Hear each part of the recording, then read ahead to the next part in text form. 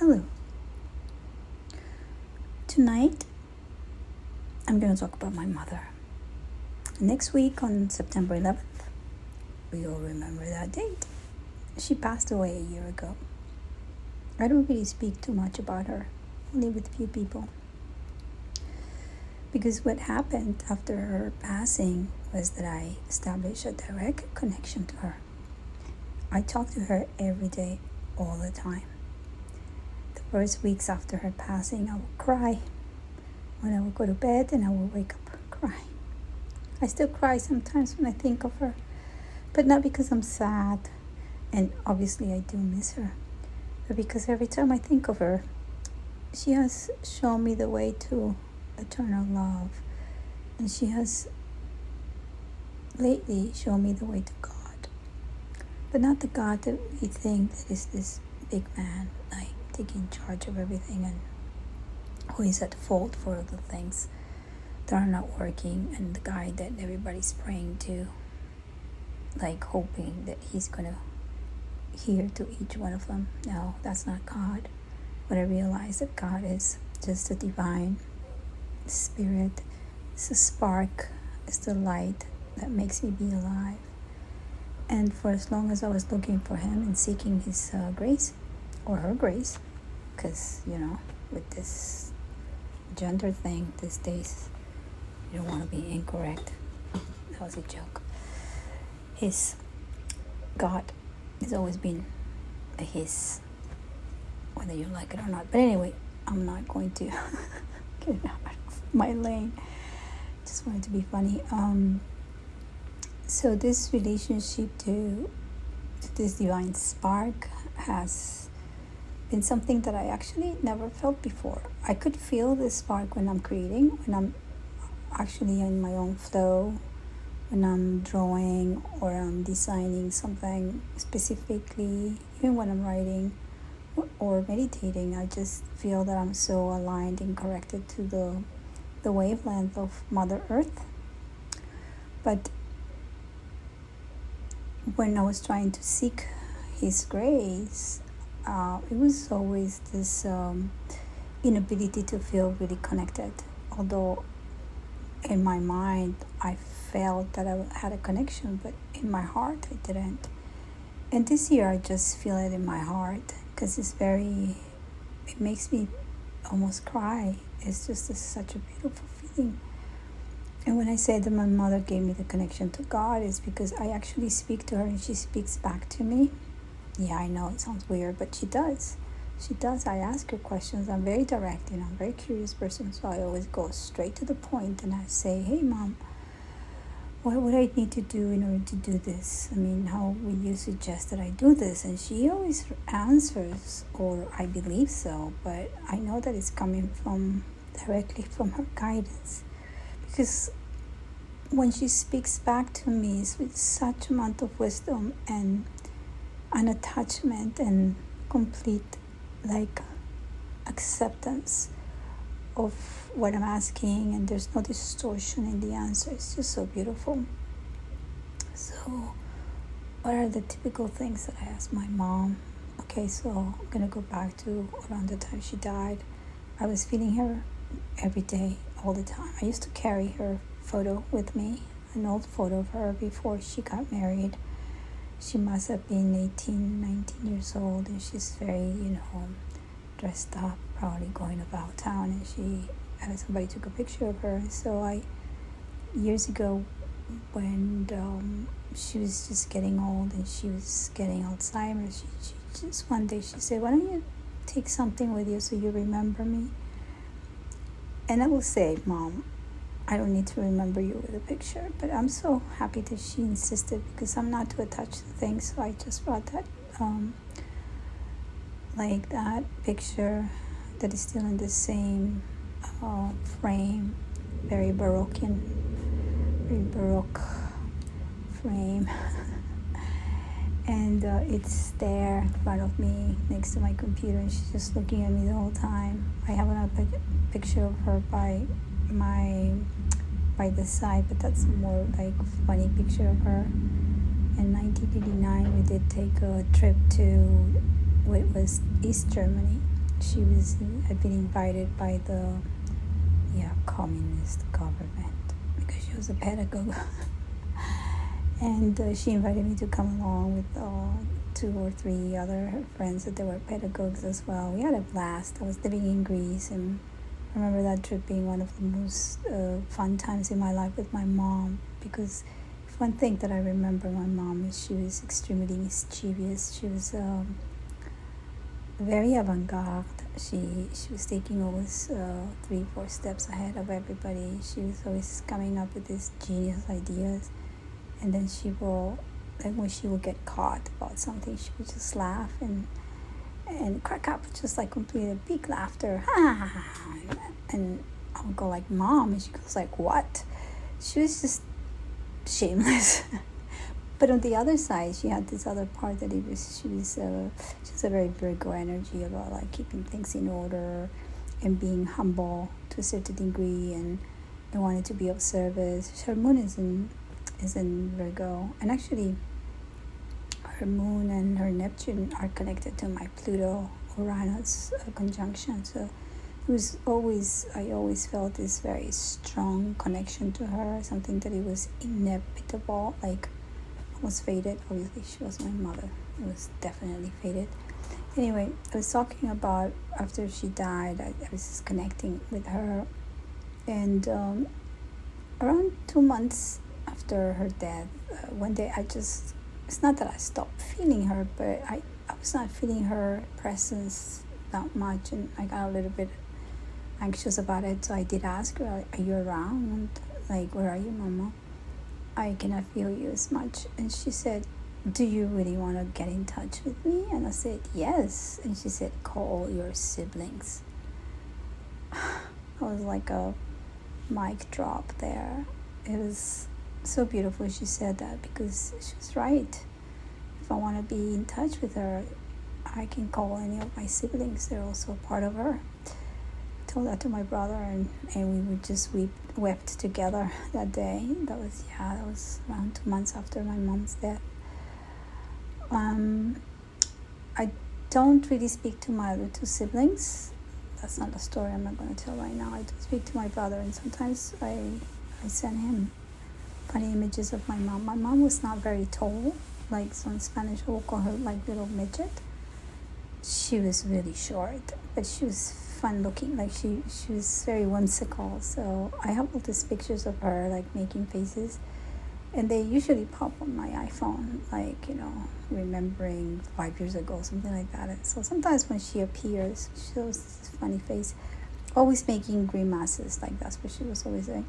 I just always send my brother a text going like, hey, little midget is saying hello. He's always laughing.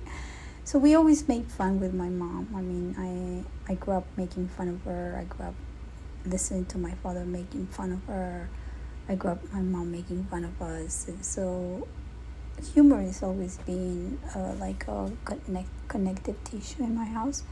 We perhaps don't want to say deeper things. Perhaps the way we coped with my father's death when I was so young was with humor. We were just always laughing and laughing. So months later, after she told me to call my siblings again another day, I said, where are you? And she says, I'm with your dad. And I said, oh, good. Are you guys having fun? She goes, yes, I'm also with your granny. And I was like, oh, that's amazing. So you're with all the ancestors? She goes, yes, sort of. And I said, but you guys are having so much fun, you're not remembering me. And then she said to me something like, remember that you are part of us. So I'm with your ancestors, but you are also part of that ancestry. So if you want to be with me, you gotta reconnect to yourself. And I was like, another mic drop. It's like, Mom, you're becoming too wise, too soon, too fast for me. I just want my mommy.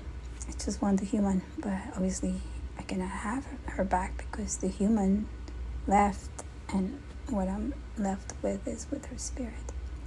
So fast forward a little bit, this year has been quite amazing for me. I was for years trying to do all this kind of manifestation meditations, feeling it and dreaming it and saying it. And I just don't know how to do that practically for a long time, because everything that I always wanted to do as a manifester in human design, it's just like I open my mouth and I said, I want to do this, and it kind of appears. But I didn't, like, if I had to teach the trick, I wouldn't know where to start. I would say I would just think about it and do it, or, So, but then there were times that I was manifesting the wrong thing. So I started to pay attention to, usually when I was worried about something, or afraid, rather, when I was very much afraid of things, I was manifesting exactly what I was afraid of. And so I started realizing that I gotta pay attention a lot to my thoughts. So that happened a while ago, I'll say 10 years ago or something like that. Now I know that I really take care of the ecology of my thoughts. And even if I have like a crazy thought, I always engage in holding space and just making sure that whatever is crossing my mind is something that is wholesome. And if it's an alert, then I do pay attention to it, and I just ask the thought if it's something that is happening or it's something that I'm projecting from the outside. So I'm very much aware of my ecology of thoughts and feelings. But anyway, so this year I started doing these meditations around the beginning of the year, same time that I started being 100% carnivore. So I did change a little bit my habits, became much more extreme. I have gate 15, my identity center hanging, and it's on the line 6, so I am quite extreme about stuff. But I feel comfortable with the extremes because it is a way for me to connect to the magnetism of Mother Earth, and that's why I also do a lot of sound and humming and breath work. It's just I'm almost like aligning myself with the breath of Mother Earth. And so I've been doing these meditations called the Getaway Experience. They're known now on the internet because there were apparently some files and some methodologies that they were used for the CIA back in the day to do something that is called remote viewing or out of body experience or lucid dreaming, whatever you want to call it. So they're really well done, and they're done in a very scientific way. So there's no woo guru kind of stuff in them. That, not that I'm annoyed by that, but sometimes you just need to go to the core of the things, the most like logical part, without having all the ornaments there that sometimes can be very distracting, especially with spiritual practices. People get so entangled with what is not important. So I started doing these meditations, and they basically are a combination of self-hypnosis. They also have this very specific binaural sounds that help you balance your right and left side of the brain. So they're very low frequency, but they're actually, it's not music, it's just a sound that it's emitted. And so they suggest you use them with headphones, which actually is a great experience. And there was a little bit of humming that I do already, and then that really helps the nervous system be a little bit more relaxed. And they use a little bit of like TM meditation, concentrated on very specific things that you want to work on. So I've been doing it, and I do them twice a day, and they really have supported a lot my process. I've been a meditator for over 30 years, and I've done a lot of techniques, but sometimes I will get a little bit like too comfortable with the kind of meditation, and it was not getting deep. With this one, it's always a challenge because I still haven't done the whole series. I had a friend who gave me all the, 20 gigabytes of sound. I don't know, it's like it's endless. I could be the rest of my life just meditating with these files, which why not? Anyway, going back to, I always lose track, sorry guys. If you're looking for linearity, you're in the wrong audio. So going back to the road, so I was talking about my mom. Yes, focus on it. I was talking about my mom. I was talking about manifestation. So this is what it is. So I've been doing the meditations, blah blah blah, and a lot of things started happening in a way that it's almost like I have the peace of mind, and I have the also, I would say, the maturation and a little bit of the wisdom that I have acquired with time by being an observer of nature and my own nature. So because I'm such an inquiring person, I've been really establishing a way of how to become insightful when needed. So my life is just a whole big insight that sometimes is manifested in colors or books or these rants that I do, or just a giggle. That's what it is. So, but I noticed with this meditations that I could actually program my mind with self-hypnosis. It was fantastic.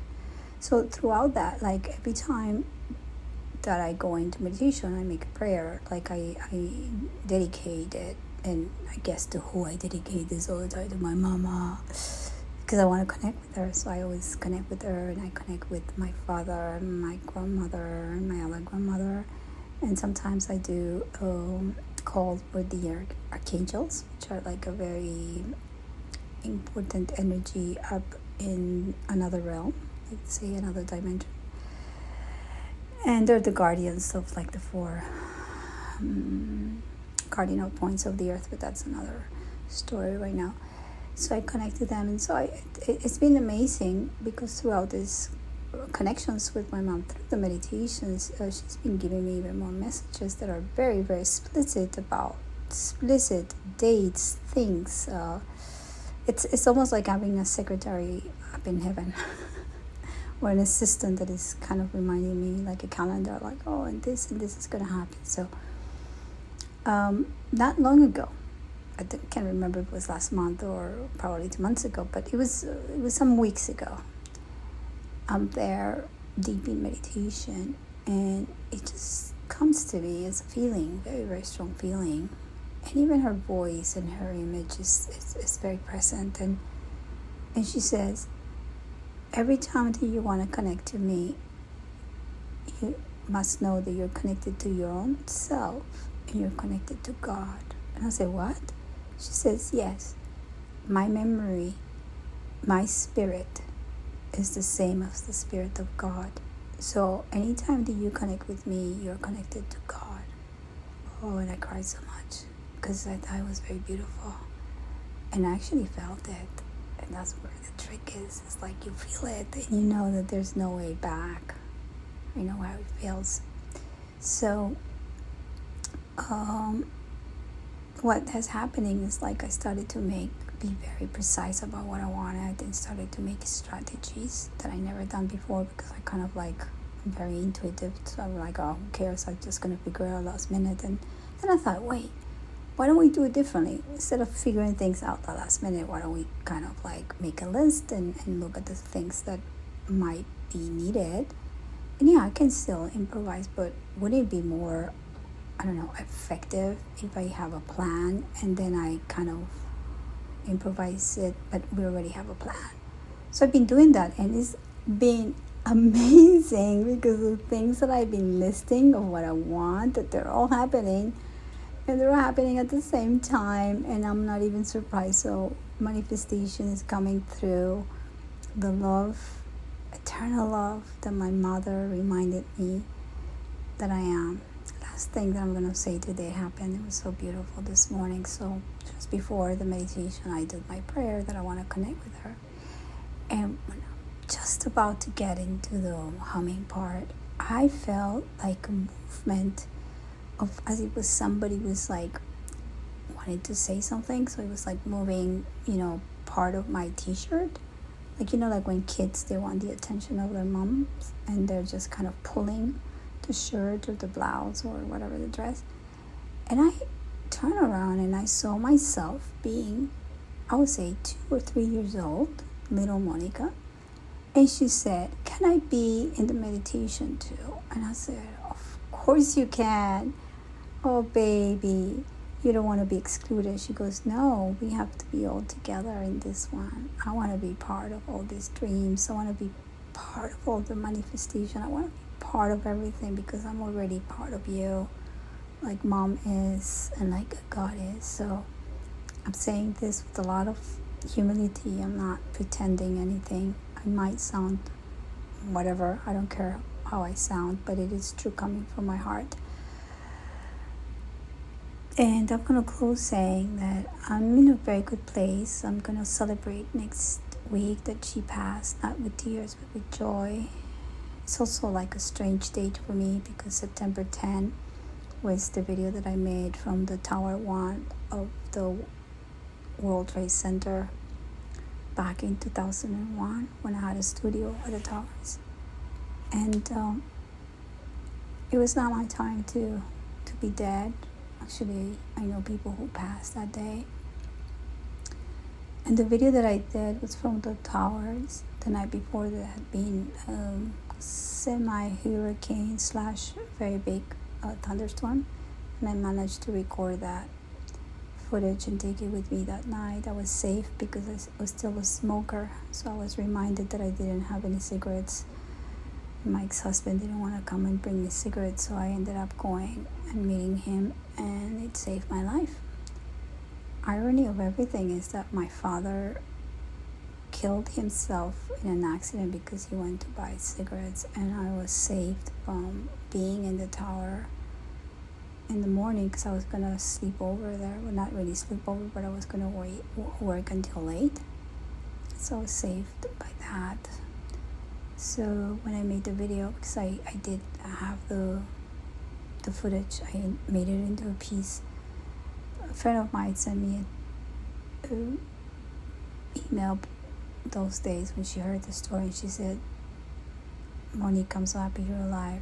Uno nunca muere la víspera," which translates, you don't die on the eve of your death. You die the day you're supposed to die. So I titled my video like that, and it's called September 10th. So last year when my mom was, I'm not going to tell you a lot about how she died or anything. I just saw her dying. I saw her taking her last breath almost. And it was one of the most beautiful experiences because I knew my mom had spent the last 47 days of her life after a stroke without eating or eating. And I swear to God that she waited for every child that came out of her body to make peace with her. And it was such a beautiful, devoted act and offering that she did. So by the time that she was ready, I actually spoke to her the day before. I would call her every day. She couldn't speak back. She could move her eyes and motion a little bit. But I knew she could listen to me. So I said, "Mommy, please." She had a great sense of humor. I said that before. So I said, "Mom, please don't die on the 10th of September. You're going to ruin my video. You're not supposed to die on the eve of your death. Can you do it late after tomorrow?" And I knew she was going to die that weekend. I know it sounds cruel, but it is not. I'm very much aware of the pain that it caused to some members of my family, but I'm at peace. I was at peace with that even before she died because I knew she was going to be with me forever. So she did pass on the 11th in the morning, and I'm going to be remembering her. And thank you guys for listening to me. And I don't have anything else to say today because it was all about my mom. Everything is about my mom and about my relationship to God. Good night. Bye-bye.